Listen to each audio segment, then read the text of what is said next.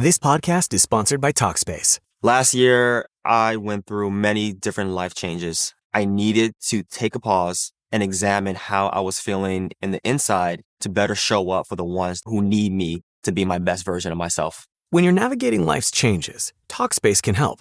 Talkspace is the #1 rated online therapy, bringing you professional support from licensed therapists and psychiatry providers that you can access anytime, anywhere. Living a busy life, navigating a long-distance relationship, becoming a first-step father, Talkspace made all of those journeys possible. I could speak with my therapist in the office. I could speak with my therapist in the comfort of my home. I was never alone. Talkspace works with most major insurers, and most insured members have a $0 copay. No insurance, no problem. Now get $80 off your first month with promo code SPACE80 when you go to Talkspace.com. Match with a licensed therapist today at Talkspace.com. Save $80 with code SPACE80 at Talkspace.com. If you work in university maintenance, Grainger considers you an MVP because your playbook ensures your arena is always ready for tip-off. And Grainger is your trusted partner, offering the products you need all in one place, from HVAC and plumbing supplies to lighting and more, and all delivered with plenty of time left on the clock, so your team always gets the win. Call 1-800-GRAINGER, visit Grainger.com, or just stop by. Grainger, for the ones who get it done. Ladies and gentlemen, thank you for listening. Thank you for downloading. And thank you for subscribing to the latest edition of the 12 Kyle podcast. I am your boy 12 Kyle. Check this out. On this episode, we're going back again. It's hip hop month. It's hip hop week on the 12 Kyle podcast. As many of you know, or probably all of you should know, hip hop turned 50 this month at the time of this recording. And one of the things that I said I wanted to do was to, in honor of hip hop, do some album reviews on some albums that I had not previously done. Now, today's episode is going to be on an album that, honestly, I thought I'd already done. And I had to actually go back and look in the archives and be like, oh, wow, I didn't do that one. So we're going to take it back to an album that was released, August 1st, 1989. The debut solo album from the D.O.C. entitled No One Can Do It Better. Man, I guess I probably should start by saying I love this album. All of the albums that I wanted to talk about were albums that were kind of pinpoint certain points in my life. And this one is no different. If you've been following the podcast, I've done previous episodes this week, just basically dropping an episode a day, which is something that I had never done before. And this one right here is special. This is one of my favorite albums. I think arguably it's probably the best album to come out in 1989. But one of my favorite hip hop albums, definitely of that year. One of my favorite hip hop albums, period. Man, where do I start with this album? I guess I probably should start with, for me, the D.O.C. came out of nowhere. I know he was a member of the Feel a Fresh crew. And I think I only found that out because I was looking on the album covers or the liner notes, I think probably on the NWA and the Posse album. But yeah, I didn't know who this guy was. He had this very distinct voice and very distinct sound. And fun fact, I probably until about, I don't know, maybe 5 years ago, I didn't know D.O.C. wasn't from LA. I assumed that he was from LA. He sounded like everybody. And the cats he ran with were from LA. So, yeah, I go way back with this album. So it drops 1989. Around, I want to say I was probably a junior in high school when this album came out. And so me and my friends, we we were huge fans of Eazy-E, huge fans of the Eazy Does It album. Subsequently, even bigger fans of the NWA album Straight Outta Compton. And this was next up to bat on Ruthless Records, the D.O.C.'s debut album The album was produced by obviously Eazy-E and Dr. Dre. Man, I guess I probably should start with this album because like where I was musically really was at a point where I really was, me and my friends, some of my closest friends, we really gravitated toward what you would now call West Coast hip hop. And I can't really say why, but it's like that music really resonated with us.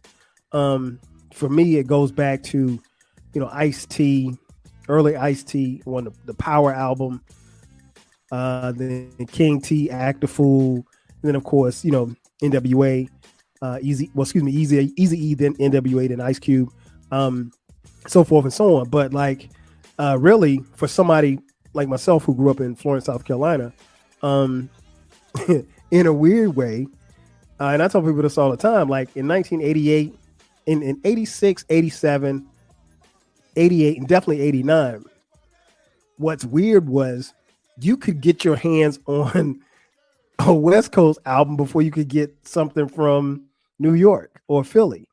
And I can't really say why that was, but like me and my friends, we just really, really gravitated toward the music. Plus, the West Coast, and it wasn't even really West Coast. It was just basically LA for me.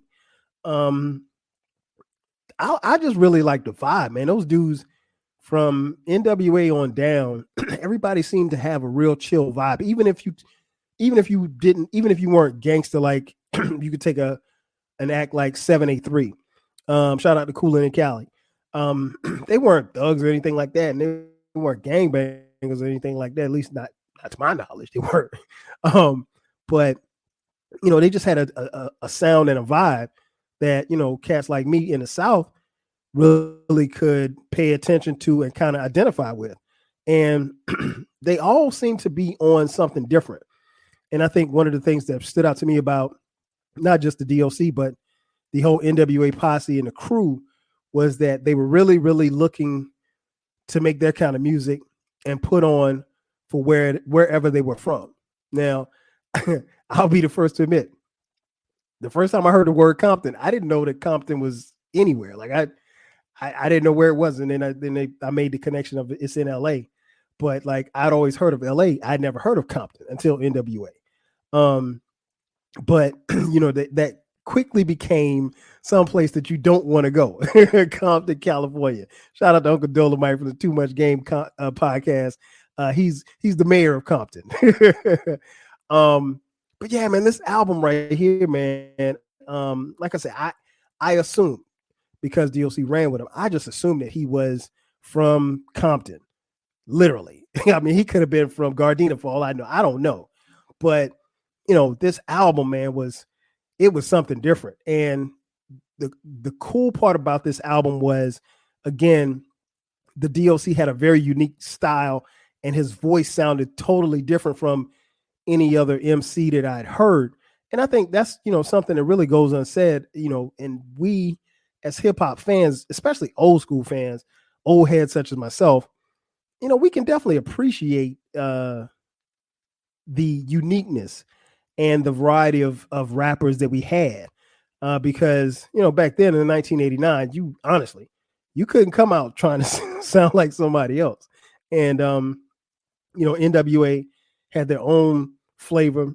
They had their own look. The black jackets with the black Raider hats. I mean, that was a cold look. And the thing about it was like, we at least I was somewhat hip to gangs and colors. To me, black was a neutral color. So I just assumed, again, assuming, not knowing, because we didn't have the internet in 1989, that there were no gangs that wore black. Like if you wore black, you were just down with the Raiders and you were down with the NWA if you were from LA. And so I laugh at that now because, I mean, obviously I know better. But yeah, it was I can't even really call it gangster rap. It was D.O.C. was he was dope. It was really, really, it was a dope album. And it really kind of took a lot of people by surprise. Like I said, he had a very distinct voice. And he could rap. I mean, make no mistake about it. He's from Dallas, Texas, but he could rap. And we learn further down the road that one of the most important things that you can remember about D.O.C. is his pen. Not only could he rap, but he could write. And he wrote a lot of rhymes for Easy. He wrote a lot of rhymes for NWA. He ghost wrote on The Chronic. So the D.O.C.'s pen is legendary. It's almost as legendary as his, once golden voice. But yeah, man, this album, at least for me and my partners in Florence, man, we loved it. I just remember buying the tape, and man, I played that tape forever.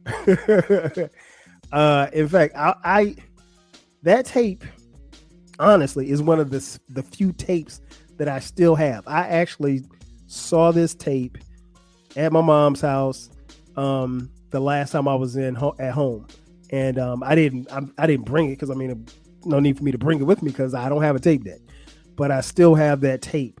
And what's interesting is if you look at the cassette tape of No One Can Do It Better, like all of the writing on the label and stuff is gone because I played that tape so much. And all of my friends, we love the D.O.C. And this was an album that I can't say we knew that it was coming, but once we got our hands on it, man, it was a wrap. For me, they were 3 for 3 because first Easy Does It came out in '88, and if you're following the podcast, there will be a Easy Does It album review because that album this year is turning 35 years old. It's crazy. And then of course Straight Outta Compton, which I did an album review on that as well. And then this was the third release, No One Can Do It Better. Now, when you think about this album, one of the things obviously you think about is the production. He got some stellar production from Dr. Dre. And Dr. Dre's not going to ever come short. But yeah, this album sonically still, to me, sounds very good. It's one little thing I probably change as far as the sonics is concerned, and I'll get on that once I get into the tracks. But no, it's a solid album from front to back, easy listening. The album total runtime is 48 minutes and 25 seconds. In '89, that wasn't a long album. That was really about how long you wanted the album to go. Idealistically, in '89, you probably wanted your album to go from anywhere from 35 to 45 minutes. And I think you'd probably be fine after that. And this was just a little bit over that. But again, the D.O.C. was so dope, man, that, you didn't care. This album sonically, I think, still resonates with me. It's still something that, and it's still an album that I still listen to. A lot of times, we will do these album reviews, and you hear people do album reviews and stuff like that. And, they go back to the albums and they say, well, I hadn't heard it in a while. And, it's probably who knows, maybe the last time they'll probably listen to it for a while. But this one stayed, it stayed in rotation. And it's an album that I still go back to, at least once a month, because some days I get on my West Coast stuff and I just want to hear West Coast. And, this, and when I go West Coast, a lot of times I go back. And this is one of the ones that I think, helped birth the sound that resonated for not just West Coast, but East Coast as well, because the thing that was dope about the D.O.C. was that even though he was from the West, and in this particular time in rap, because we didn't call it hip hop at the time, in '89, people really wanted to know if you could rap. That's it. You really didn't have too much as far as coastal biases or anything like that. The South really wasn't established as far as MCs are concerned. So if you could rap, that was it. And then, a lot of people, hip hop heads such as myself, the thing we always looked at was to see who you were down with. So if you were, let's just say I'm MC Wingtips, right? And I'm down with Sir Mix-a-Lot. If you like Sir Mix-a-Lot, then you think, okay, well, MC Wingtips must be all right because he's down with Sir Mix-a-Lot. Conversely, if you down with NWA, you got to be dope because there was no such thing as like having some whack dude out of the crew get an album or record deal. It didn't happen like that in the 80s. In the 2000s, it was very prevalent. But yeah, I mean, so his association and affiliation with NWA, Dre, Eazy-E, Ice Cube. I mean, like, there are hip hop fans such as myself that really refer to the D.O.C. as a member of NWA.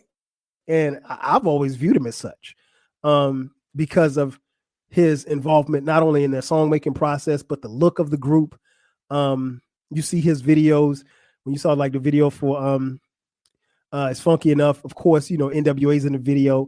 And it's just, he was always there with them and they were always there with him. So I always considered him to be a member, not somebody who was just specifically down with the crew. But yeah, incredible album. I would implore all of you, after you finish listening to this podcast, if you haven't heard the album, do yourself a favor. Go listen to No One Can Do It Better. This album bangs to this day. Now let's get into the tracks. The album, like I said, was released on August 1st, 1989. I want to say this album is platinum, which is saying a lot because from the NWA crew, you wouldn't think that they would get a lot of airplay, but he had a couple of singles that got a lot of airplay, a couple of videos that was in the rotation at BET and Yo MTV Raps. So, you know, the D.O.C. was everywhere. So the first single is Funky Enough, which was released June 16th, 1989.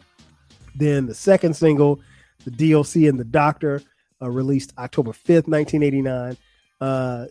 The third single, The Formula, was released in 1989.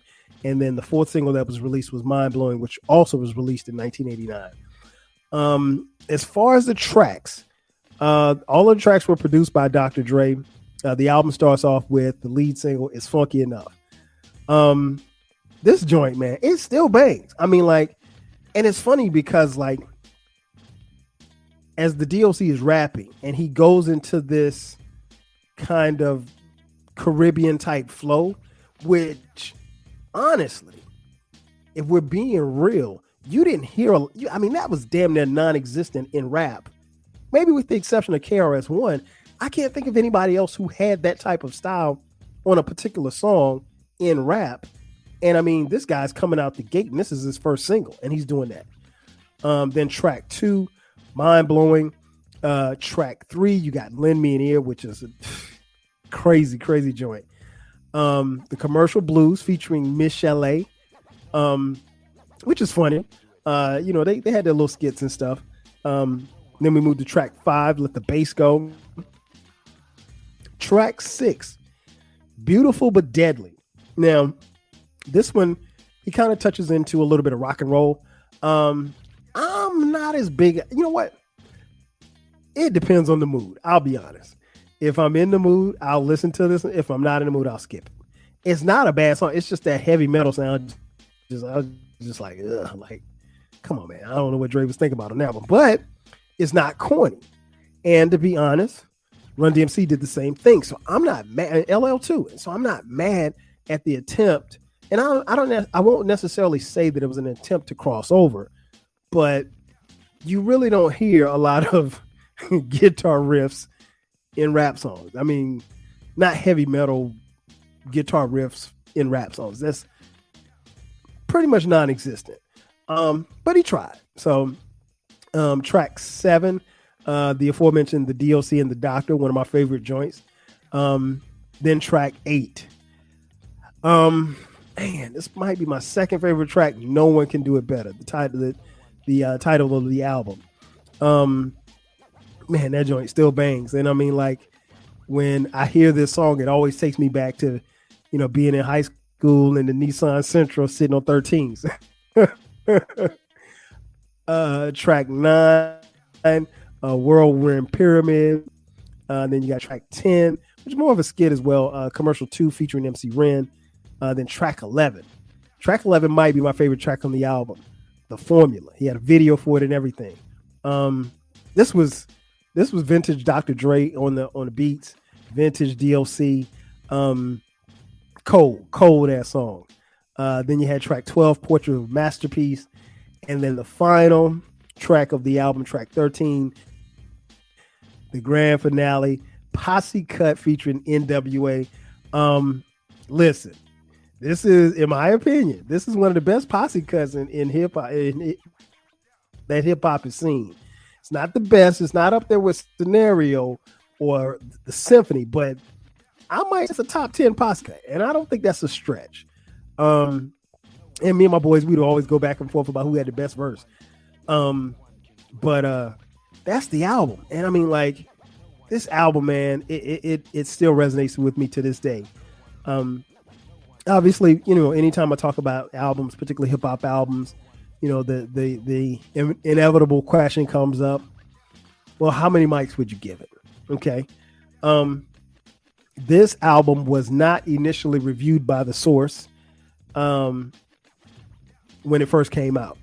Because again, it came out in 89. I don't know if The Source were doing, for whatever reason, they didn't review it. Because The Source was out, I think, by 89.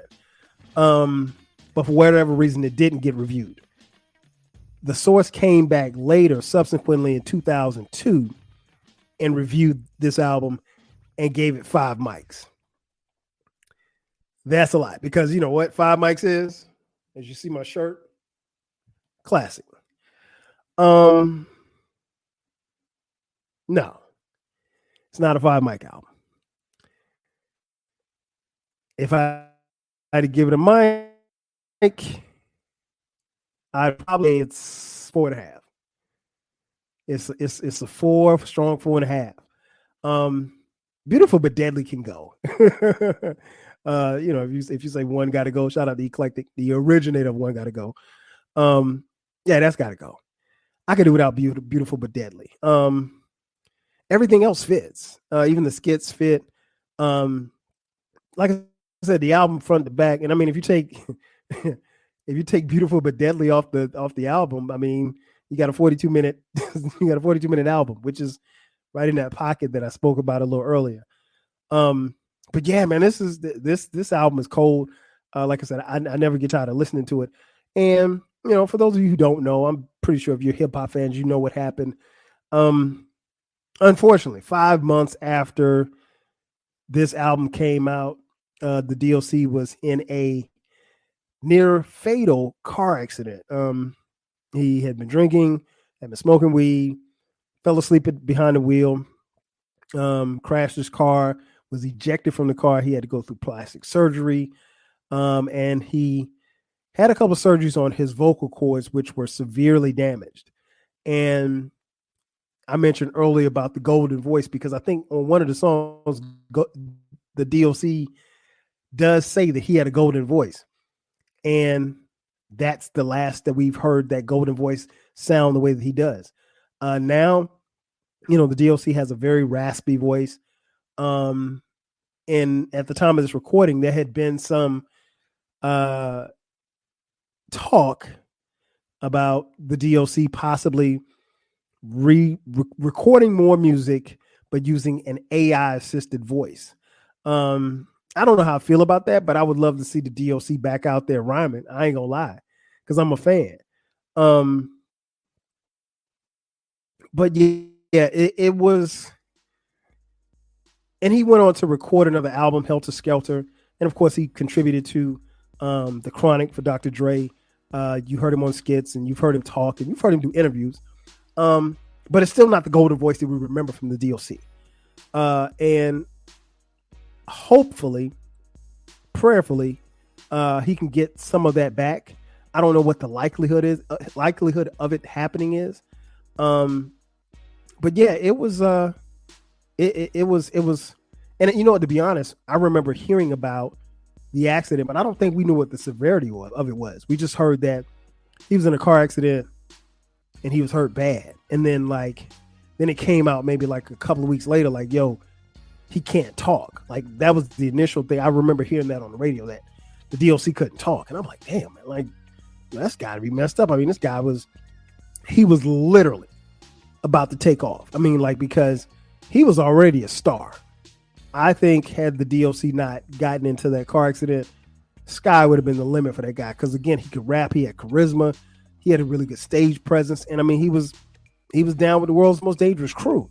So I don't think for a second that the D.O.C. would have fallen off or anything like that. And I mean, like, he was a staple that was able to put his flag down for, LA, Dallas, and he did some production as well. So I mean, like, he was a really well-rounded, I shouldn't say was, he is a well-rounded entertainer nonetheless.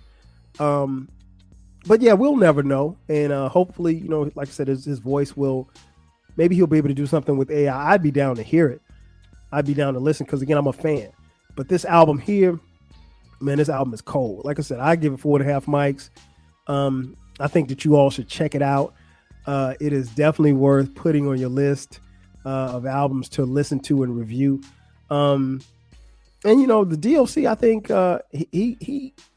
he really held it together because we would subsequently see NWA go their separate ways, and the D.O.C. stayed with Ruthless Records, so he was still with Suge Knight, and he persevered through all of that stuff, man. So I think props to him. And again, I'm a fan. I think this is an incredible album. Again, I'm glad I got a chance to review it. I'm really surprised that it took me this long to review it, and but I'm glad that I did. And I want each and every one of you to check it out as well, because again, like I said, this album, it got a lot of play in my room, in my headsets, in my car, because I was at that age where I really gravitated toward the music, and this version of West Coast hip hop was dope to me, and I think it's very important, and it's important to history, and I don't want the D.O.C. to forever be known for that accident. He put out an incredible album, and he should be celebrated. Ladies and gentlemen, that's going to do it for me. Thank you for checking out this edition of the 12 Kyle podcast.